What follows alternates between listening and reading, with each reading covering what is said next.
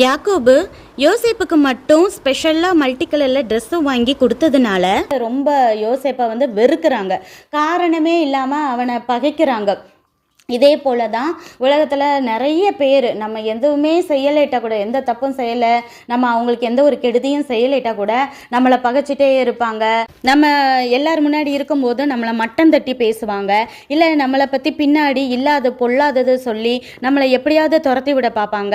இப்படிலாம் காரணமே இல்லாமல் பகைச்சாலும் நீங்கள் அதெல்லாம் பற்றி கவலைப்படாதீங்க. யோசேப்பு அதெல்லாம் இக்னோர் பண்ணிட்டு போயிட்டே இருந்தார்.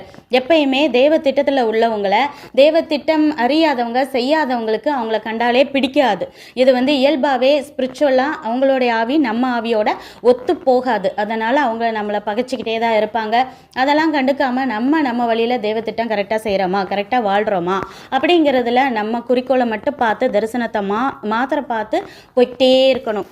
ஒரு நாள் யோசேப்புக்கு ஒரு கனவு வருது. அதை இன்னசென்ட்டாக அண்ணன்மார்கிட்டலாம் அவர் சொல்கிறாரு.